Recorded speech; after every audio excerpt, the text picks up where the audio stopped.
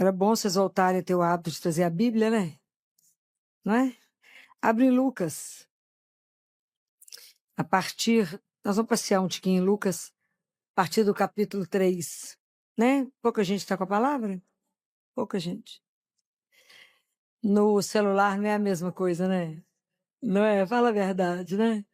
Vocês sabem que eu gosto de rabiscar, né? Minha Bíblia é uma tragédia, tanta cor, tudo rabiscado. Mas eu preciso pegar no papel, eu acho que guardo mais. Muito bem, esse ano nós estamos lendo o Evangelho de Lucas, não é? Então, Lucas é um evangelista que vocês vão ver que ele tem vários traços interessantes, diferente dos outros, mas eu quero comentar hoje, uma das coisas que Lucas mostra de Jesus. Jesus é o peregrino do Pai, né? É o peregrino do Pai. Então, vocês vão ver que do capítulo 9 até o capítulo 19, Lucas mostra que Deus anda, Jesus anda. O tempo inteiro Jesus anda.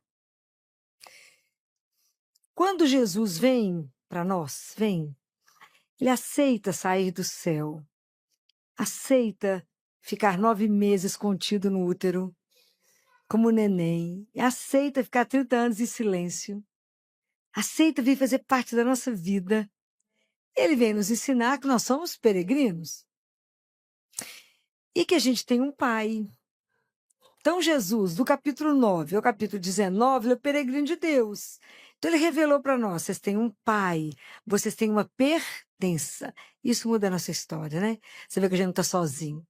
Então, ele anda em direção a Jerusalém. Do capítulo 9 a 19, ele está andando. E nós também estamos caminhando em direção a Jerusalém. Só que não é uma Jerusalém local, uma cidade, mas nós estamos caminhando em direção a Jerusalém celeste, a casa do nosso Pai. Nós estamos caminhando de volta para casa, né? Aquilo que Jesus ensina para Josefa: você veio do amor e você volta para o amor. Então a gente caminha aqui, teoricamente deveríamos estar caminhando no amor, né? Porque a gente caminha na presença de Deus. Como é que Jesus caminha? Se ele é o nosso modelo, se ele é o nosso mestre, se ele é o nosso Senhor, por que eu estou trazendo para vocês que Jesus caminha? O que eu quero mostrar para vocês em 8 pontos que Lucas mostra? O que Jesus fazia? Para que a gente possa aprender com ele, que é algo que é fundamental para nós. Então, se vocês pegarem o Evangelho no capítulo 3, a partir do versículo 21, é quando Jesus é batizado. Quando Jesus recebe o batismo, fala que nesse momento em que Jesus também estava sendo batizado, ele estava em oração. Então, Jesus estava rezando no momento que ele estava sendo batizado. A partir do batismo, todos nós recebemos o Espírito Santo e nos tornamos filhos. Isso é a coisa mais importante da nossa vida. É o que eu fico desorientado quando o menino é batizado, que ele é criatura. Depois do batismo, ele vira filho. Se eu sou filho, tenho direito à herança. E a herança é a vida eterna. Quase fico louco quando eu descubro que o menino é batizado. Batismo. Não pode ficar sem o batismo. É seríssimo isso. Então, ele aqui assumia a missão. Deus Pai fala: tu és o meu filho, eu hoje te gerei.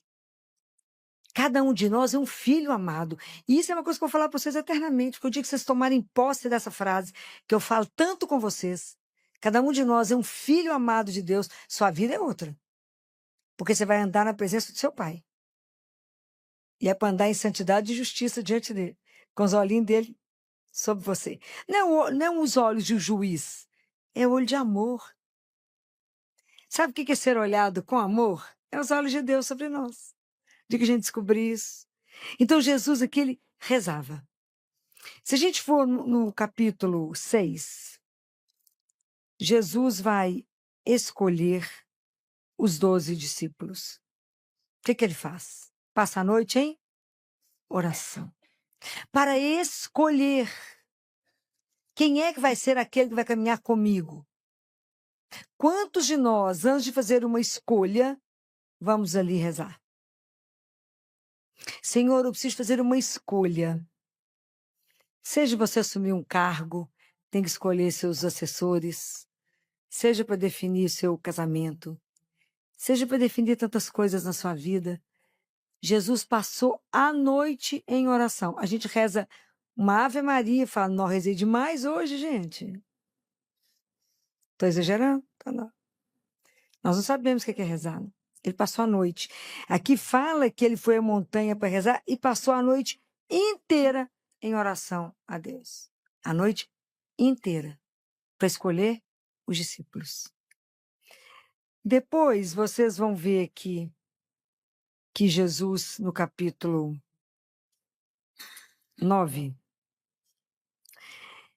Jesus manda os discípulos, sabe, lembra quando ele pega 72 discípulos e manda esses discípulos, que são os apóstolos, os discípulos em missão para cidades. E eles voltam todos animados e contam tudo para Jesus, né, tudo que aconteceu. E aí Jesus faz uma oração depois, né? Jesus exulta em Deus pela alegria das coisas que estarem acontecendo. Mas a maior alegria de Jesus aqui, na verdade, é porque eles cumprem a vontade do Pai. Eles têm uma coisa que chama obediência, né? Eu falei o número errado aqui para vocês, né, gente? Porque isso aqui isso é no capítulo 10, tá? Mas é muito mais pela obediência deles, né? Então, o quanto é difícil para nós viver a palavra básica que é obediência. O que foi que Nossa Senhora falou lá em Caná? Fazei tudo o que ele vos... Nós estamos fazendo? Estamos que precisa tanto da ajuda de Nossa Senhora, né? Para nos ajudar, que a gente consagra a ela. A gente consagra ela não para consagrar ela, não para se consagrar a Deus pelas mãos dela.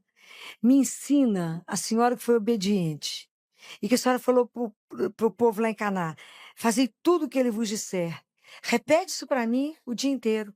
Faça tudo o que ele vos disser. Obedeça a ele, porque só ele sabe o que é melhor. Obedeça.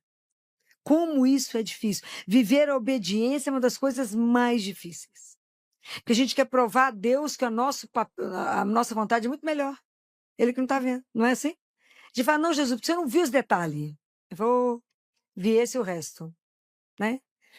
Mas tem uma coisa tão interessante que Jesus nos ensina, aqui no capítulo 9, no versículo 22, que quando ele vai anunciar para os discípulos que ele vai sofrer, ele fala assim, é necessário que o Filho do Homem sofra muito, seja rejeitado pelos anciãos, chefes de sacerdotes, escribas, seja morto e ressuscite. Antes de Jesus fazer isso, Jesus rezou. Por quê?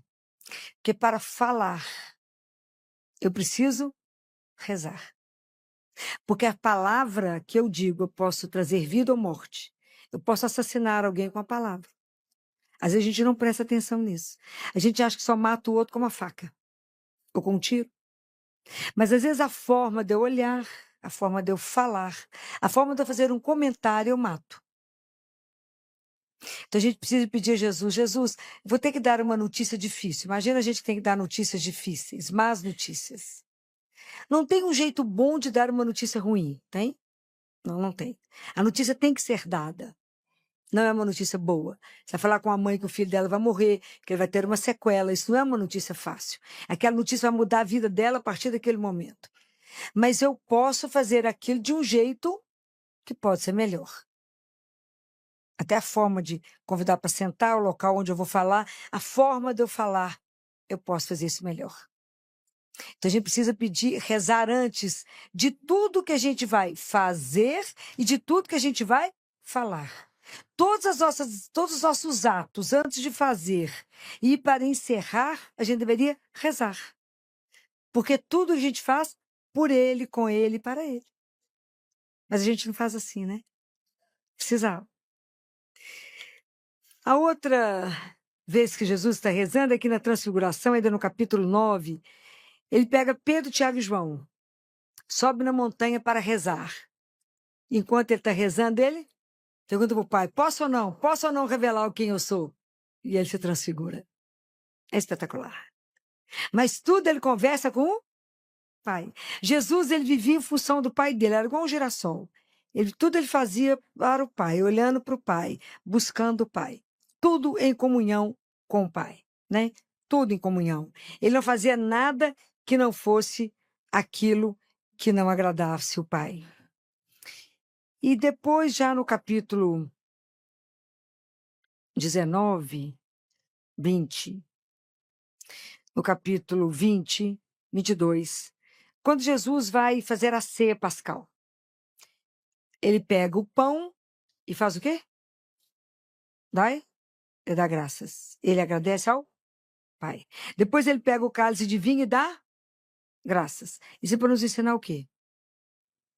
Que antes de comer, eu deveria agradecer ao... Porque tudo vem dele. Então eu deveria comer e falar obrigado pela comida que chegou à minha mesa. Obrigado por quem fez essa comida. E falar, se eu tenho, é porque o Senhor me deu. Além do mais, ainda tem saúde para sentar à mesa e posso comer pela boca, não precisa nem comer numa sonda. A gente não pensa nisso, né? Eu que vejo isso todo dia, eu falo, não. A gente esquece dos básicos agradecer. Então, aprender, porque senão eu acho que se eu não agradeci pela comida, fica parecendo que eu que sou o único provedor. Nós somos filhos. Nós somos filhos. E quando a gente reza o Pai Nosso, a gente não pede a Ele qual que é a parte do pão? O pão nosso de cada dia nos dai? Nos dai. Né? Nos dai. Dar a cada um de nós o pão. Mas Jesus faz uma advertência tão interessante que eu acho que é para a irmã Amália. Eu gosto muito dos místicos, né? Às vezes eu vou lendo tanto que eu misturo com o místico que ele falou isso. Mas ele fala que o pão material, a pessoa tem fome, ele resolve.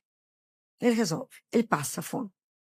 Mas Jesus fala assim, preste atenção em levar ao outro o pão espiritual que sou eu.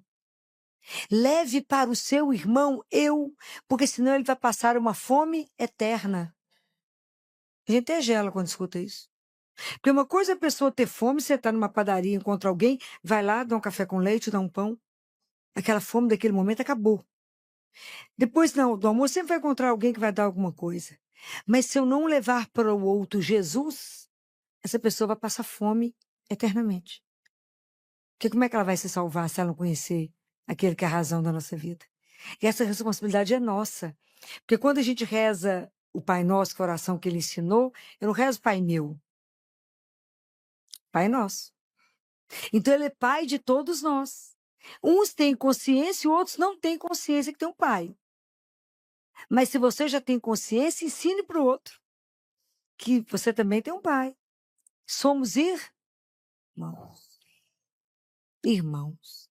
Né? Então, tomar essa consciência de que somos irmãos é uma das coisas mais sérias da nossa vida. Pode imaginar, eu penso muito quando ele pergunta para Caim, e essa semana passada nós lemos muito Caim, né? Caim, onde está Abel? Ué, não vi não. Ó, tinha acabado de matar Abel. Onde está o teu irmão? Isso é uma coisa para a gente pensar. Onde está o meu irmão?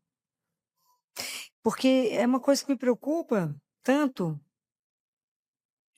principalmente a todos nós, né, que estamos aqui, que trabalhamos, principalmente a turma da área da saúde, seja médico, enfermeiro, fisioterapia, seja o que for. O compromisso que cada um de nós tem com o outro, porque o outro chega em nós doente, frágil, completamente frágil. Então, o profissional de saúde, ele tem que tomar consciência que ele é a extensão da misericórdia de Deus na vida do outro, independente da situação social dele. Independente se ele tem plano de saúde ou se ele é um paciente do SUS, eu tenho que tratá-lo com humanidade. E humanidade não é cumprimentar o outro. Tratar bem o outro, isso é obrigação nossa. Humanização, humanidade é trazer para o outro o que há de melhor na ciência e lutar para que ele tenha a mesma condição que o outro também tem. É uma guerra. Mas a gente está tão acostumado que o paciente do SUS tem uma coisa e o outro tem outra que a gente acha isso normal. Que dia que nós vamos começar a gritar por isso, que está errado? Que dia que nós vamos não aceitar, ficar inconformados com isso? É seu irmão. Isso é uma brincadeira. A criança toma uma vacina de pneumococo 20, paga, e o menino do SUS toma 10. E o P que mais mata, do SUS não paga, não cobre. Até que dia eu, como pediatra, a sociedade de pediatria vai ficar muda diante disso? Nós somos coniventes. Isso é o que mais me mata. Eu tenho muito medo dessa omissão diante de Deus. É meu irmão. Uma das alegrias que eu tenho de trabalhar na Santa Casa é porque a gente busca a saúde de ponta para todos. É para todos. Lá a gente lida com o SUS, é uma luta conseguir manter o hospital, porque a gente dá o que há de melhor. Diretoria nunca negou absolutamente nada. Nada. Isso é um orgulho. Semana passada a gente ficou extremamente feliz quando chegou para nós o primeiro hospital de Belo Horizonte a ter a nutrição parenteral do prematuro. Aqueles meninos que nascem com 1 quilo, 900 gramas, que a gente pode ligar. Ele chega, não precisa ligar soro, posso ligar uma nutrição parenteral. Então, lutar por isso é porque eu tenho que ter consciência que ele é meu irmão. Por isso que o nosso caminho de ser peregrino não é fácil, nós temos que ser transformados. Não é uma brincadeira. E a gente aceita muita coisa. Isso está errado. Então, quando a gente agradece a Deus, a gente quer agradecer a Jesus, né? Pela comida, a gente tem que aprender a agradecer, sim. Obrigado. Se eu tenho esse alimento, é porque o Senhor me deu. Gratidão. O filho tem que ser grato. E trabalhar para que o outro também conheça. A penúltima coisa, a sétima, é quando Jesus está lá no Monte das Oliveiras, no momento do sofrimento profundo, ele reza. Isso é uma coisa para a gente aprender, que no momento da dor e no momento do sofrimento, eu preciso aprender a rezar. Filó, mas agora a situação é crítica, eu não tenho mais nada para fazer. Temos que rezar. Nós rezamos. Porque eu ofereço a Deus o sofrimento meu e dessa pessoa. Para quê? Para minha santificação, para a santificação da família, para a santificação daquele que está indo. Deus pode pegar essa oração e transformar. Fala, Senhor, nós estamos vivendo um momento de muita dor, nos ajude. Assim como o Senhor entregou o Pai naquele momento, o Senhor dobrou o joelho, me ajude a dobrar aqui nesse momento. Me ajuda a colocar na cruz, não sofrer por sofrer, essa dor que não tinha na sua cruz. Nos ajuda a colocar isso. Me ajuda a viver isso. Não é fácil aprender a viver no sofrimento. Ver o sofrimento e dar conta de passar por ele. Mas todos nós vamos ter sofrimento. Então, aprender que no sofrimento a gente pode rezar por isso. Sofrimento transforma, né? E o oitavo momento é quando Jesus morre na cruz.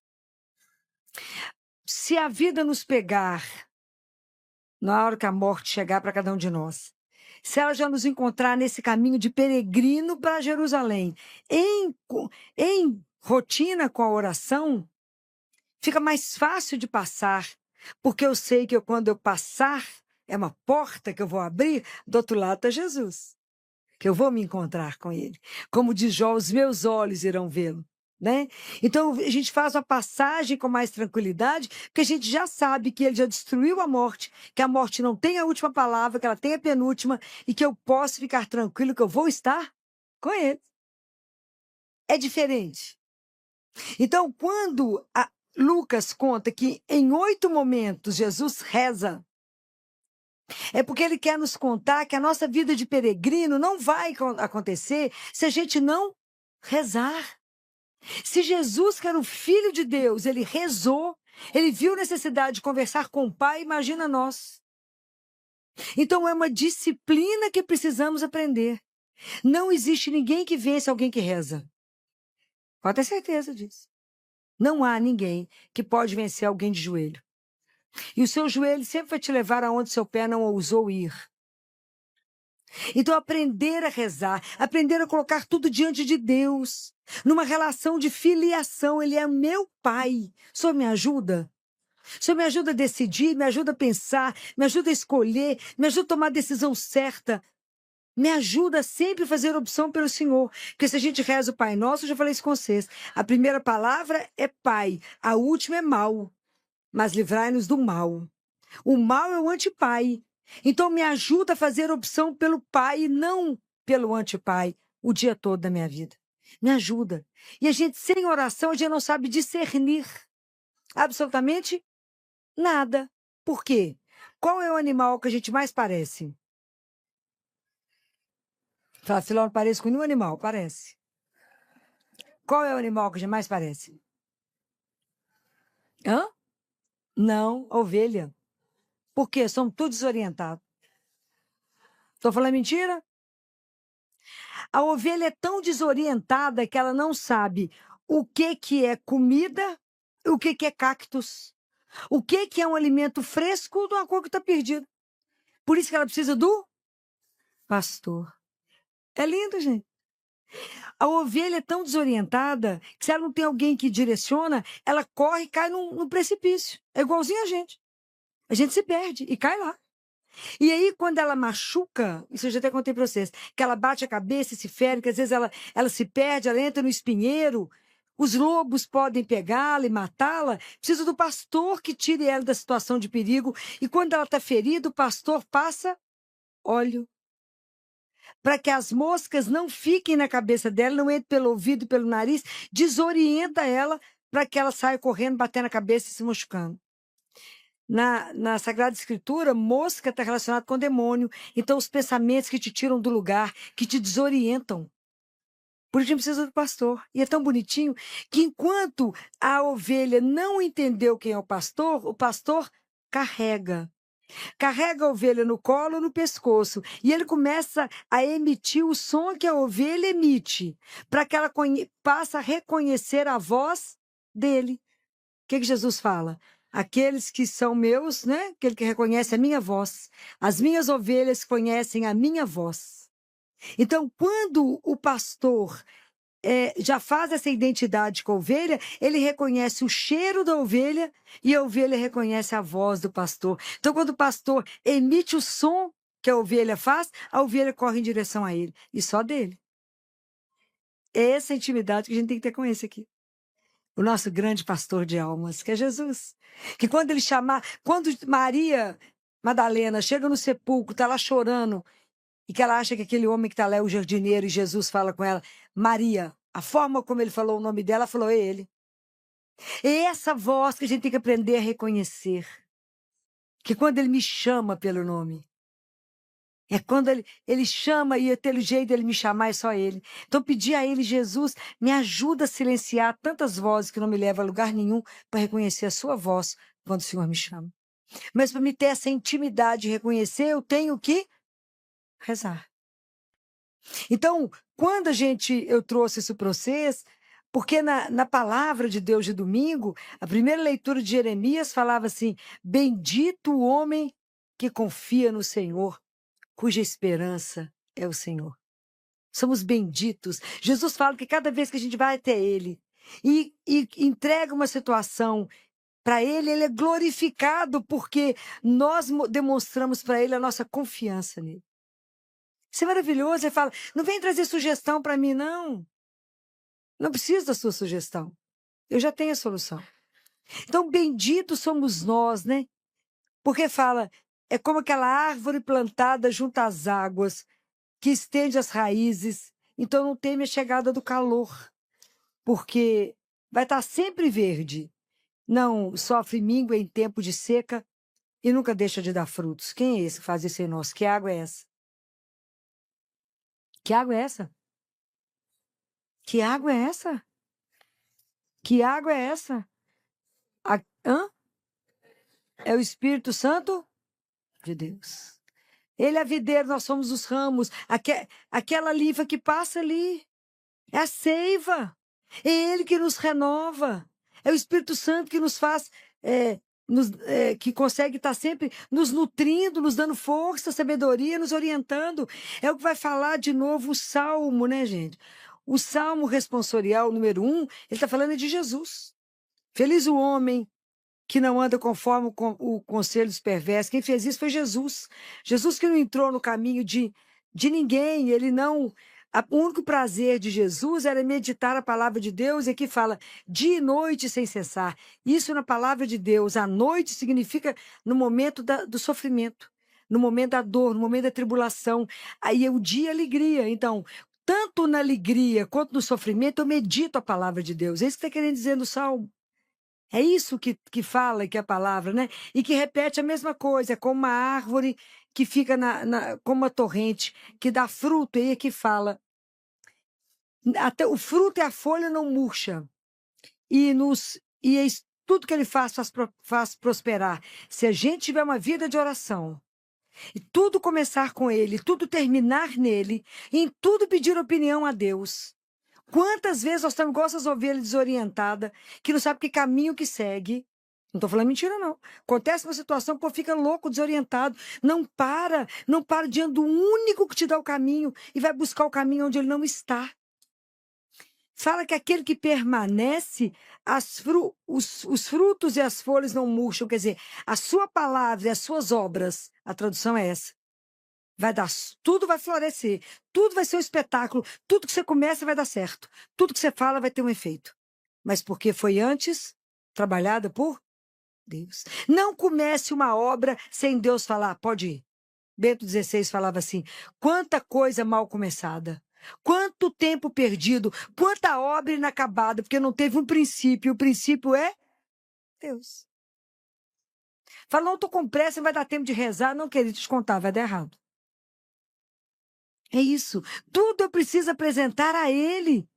Porque você imagina aqui, quando fala, aqueles que não contam com Deus é igual a palha seca, né? Espalhada e dispersada pelo vento.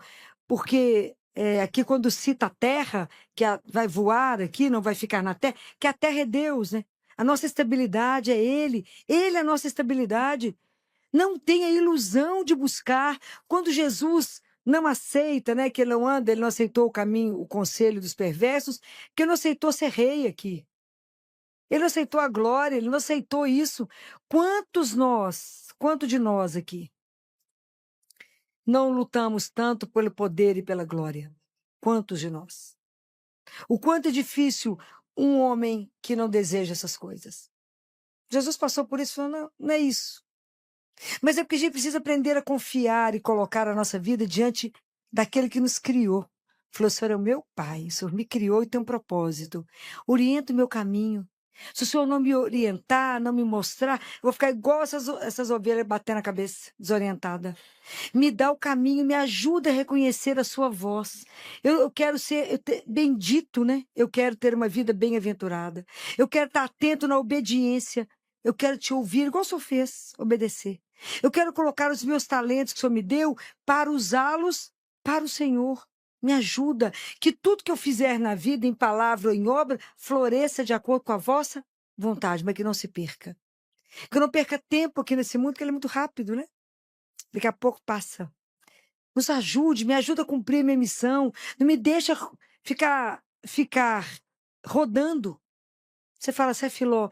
Mas você fala isso porque na sua casa todo mundo reza, é mais fácil. Na minha casa ninguém reza, Filó.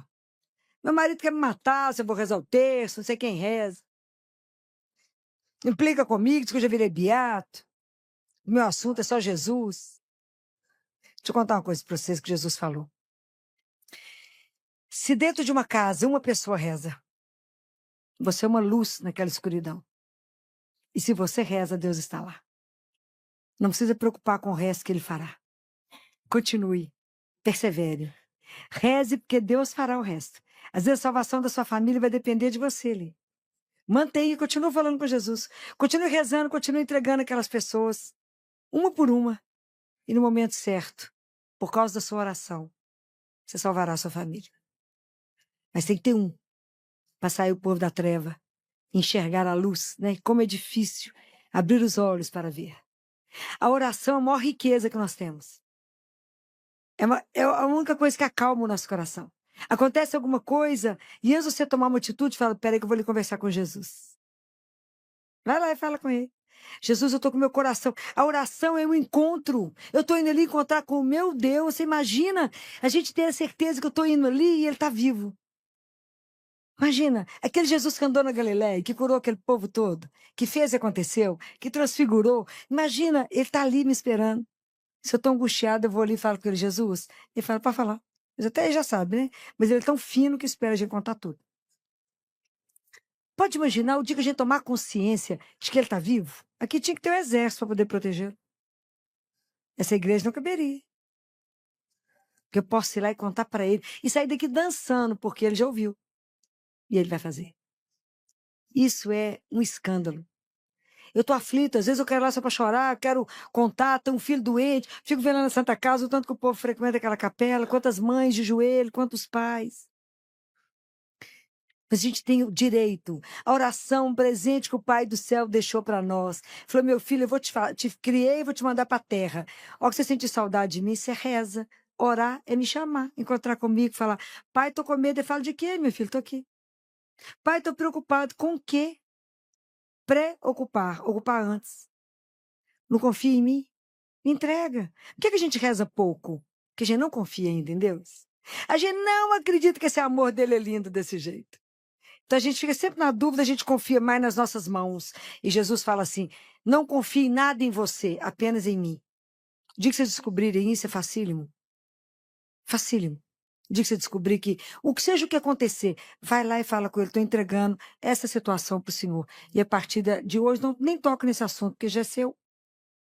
Vocês não contam de fazer isso? Entrega. Fala, tá entregue, esse assunto não me pertence mais. Como eu sou sua filha, o Senhor vai me dar isso na hora certa. Do jeito que te agradar. E não do jeito que me agrada. Por quê? Porque eu confio profundamente no amor que o Senhor tem por mim. E se ele me ama, ele vai escolher alguma coisa errada? Nunca. Filho, mas ele não me deu isso, menino, que tem um trem muito melhor. Mas a nossa confiança faísca. Oh, mas que presente nós temos de ter um Deus vivo. Isso é o maior tesouro que a gente tem na vida. Isso aqui. Pode ir lá conversar com ele. Dia e noite, ele está 24 horas à sua disposição, sozinho, numa humildade, escondido, te esperando. Sabe que você está angustiado, triste, preocupado, ansioso, tomando remédio. Ele fala, por que ela vem cá falar comigo? Que eu vou resolver, vou acalmar o coração dela, vou dar um beijo nela, vou poder trabalhar na alma dela, vou dar as graças espirituais que ela precisa e fala, coragem. Você não vai passar por isso sozinha, é comigo. Eu te darei o recurso. Todos os dias nós temos uma tribulação. Todos os dias Deus manda a graça. Para aquele problema. Mas se você não estiver atento, você não percebe o Simeão que ele mandou. Até Jesus teve um Simeão para ajudar a carregar a cruz. A oração ela é fundamental. Quantas e quantas vezes, né? O dia inteiro. A gente passa na capela, Santa Casa é uma capela linda, que eu vou arrumá-la agora, que ela está horrível. A gente passa lá, reza, fala, me ajuda ali que eu vou ali resolver um negócio. Depois você volta lá e fala, me ajuda a resolver. Já resolveu aquela, me ajuda a resolver o outro negócio. Então você tem que falar com ele, pedir isso o dia inteiro. E isso é maravilhoso com o encontro de um amigo, ele passa a ser seu amigo. Se ele tiver uma capela, você fala com ele do mesmo jeito. Você para e reza. Mas não deixem de rezar, não deixem de pedir orientação. Se a situação for difícil, faz igual ele, passa a noite. Mas sabendo que eu falo e Deus escuta. Isso para mim é uma das coisas mais encantadoras, porque existe a distância porque ele é Deus e eu sou criatura. Mas ao mesmo tempo que tem essa distância mantida, é uma coisa tão interessante, ao mesmo tempo que isso é longe, ao mesmo tempo é perto. A proximidade ela é permitida por causa do... Por causa de quê? Por que essa proximidade... Por que eu posso falar com ele e ele me escuta? A distância existe porque ele é Deus, está lá e eu aqui. Mas por que existe essa proximidade concedida? Por causa de quê? Por causa do amor. Ele nos ama, ele não dá conta de ficar longe. Isso é uma coisa alucinada, gente. O dia que a gente entendeu tanto que a gente é amado, fala, me dá amor, Jesus. Me ajuda a te amar mais, me ajuda a ser mais dependente do Senhor, como o Senhor foi dependente do Pai. O Senhor nos ensinou que para fazer um caminho até Jerusalém é preciso rezar. O Senhor que era Deus e nós que somos criatura. Me dê o gosto da oração, me dê a necessidade da oração, me ajuda a ser dependente da oração, de falar com o Senhor, que isso é rezar. Eu encontro, eu falo. E Jesus fala assim, não fica treinando o que você vai falar comigo, não. Olha que bonitinho. Deixa o Espírito Santo te orientar, não precisa escrever o que você vai falar comigo. Somos amigos. Fala e que ele te orientar. Fala na simplicidade. Fala ou chora, ele sabe até que você está chorando. Tem uma coisa linda num dos livros dos místicos, que agora eu vou misturando eles, que Jesus guarda todas as nossas lágrimas num potinho. Imagina quantos potinhos tem aqui. E que Nossa Senhora põe tudo na penteadeira dela. Eu falei, menina, sua penteadeira é só coisa de louco. Porque você imagina guardar potinho de lágrimas de todos nós? Aguarda os nossos potinhos de lágrimas. É bonitinho demais o amor que Deus tem por cada um. É encantador. Então, guardem isso, né? Essa é a graça. Hoje, o que eu queria trazer para vocês é isso. Por que Jesus falou 8 vezes? Porque 8 vezes é o transbordar. Ele transborda Deus naquele momento, né? É o transbordar de uma revelação. E o transbordar desse mistério, dessa revelação, chama-se santidade. Então, quanto mais vocês rezarem, quanto mais a gente tiver em oração, mais Deus pode trabalhar a nossa santificação. Porque a santidade é rezar e aprender a fazer a vontade do Pai. Essa é a nossa santificação. É aprender a entender que a minha vontade tem que ser igual a dele, igual foi de Jesus com ele, com o Pai, de Nossa Senhora com ele, de todos os santos com ele. Esse é o trabalho que Deus vai fazer em nós. Então, hoje nós aprendemos que nós somos peregrinos, nos tornamos filhos por causa de Jesus, temos um Pai e que podemos conversar. E isso se chama rezar, oração. Que Deus nos conceda a graça, que o Espírito Santo incomode cada um de nós, se não rezarmos na hora de levantar, se não rezarmos quando formos deitar, se não rezarmos antes de uma decisão, de umas escolhas, de uma compra, de uma venda, de uma palavra, de uma conversa que eu vou ter com o outro, de tudo que vocês quiserem fazer, de um projeto belo, de abrir uma loja, abrir uma empresa, seja lá o que vocês forem fazer, passe a noite em oração. Fala com o Pai, é isso mesmo? Porque se for, as portas se abrirão. Se for, você será feliz. Mas se a coisa der errado, não é porque o Pai quer, ok? Peça a Ele, aprenda a ser dependente dEle, como Jesus nos mostrou ser. Dependente do Pai, dependente de alguém que nos ama, que Jesus nos ensine, nos dê essa humildade, essa capacidade de estar diante de Deus e em tudo levar para Ele. O senhor está de acordo? É assim mesmo que o senhor quer que eu faça? Me ajude a fazer. Então que Deus, e por intercessão de Nossa Senhora, nossa mãe, ela que foi obediente, né, o tempo inteiro, que ela que rezou tanto, ela ficava em silêncio em oração. Depois da morte de Jesus, ela ficou em oração com os discípulos. Nos conceda a graça de aprendermos a rezar e de sermos dependentes da oração para que nenhuma decisão da nossa vida, nenhum ato, nenhuma palavra saia de nós sem que antes a gente tenha entregado tudo a quem que realmente pode transformar todas as coisas. Louvado seja nosso Senhor Jesus Cristo.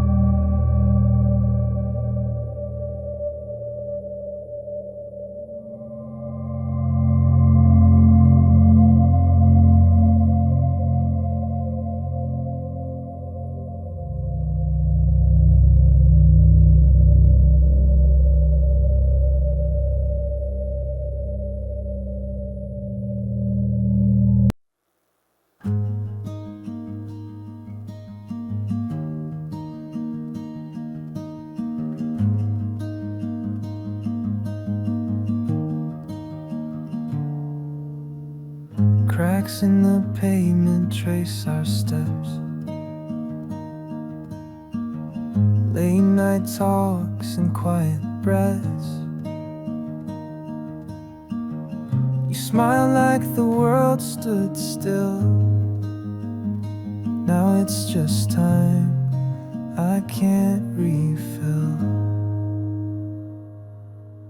Sidewalk memories fading slow. Footprints where we used to go. Your laugh still lives in the air, but I reach and you're not there. Nothing loud, just quiet goodbyes in the spaces where we lie.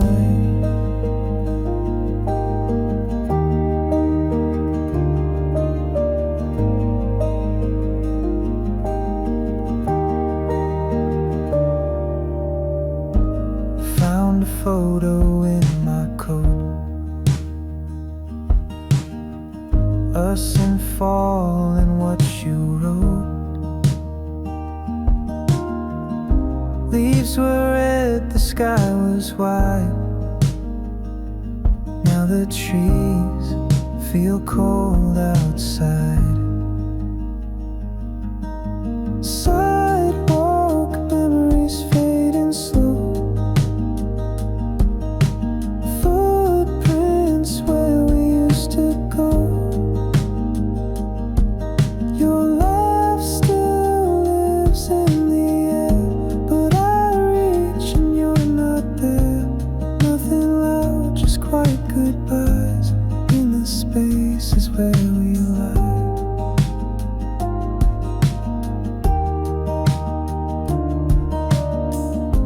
And I still walk those streets at night.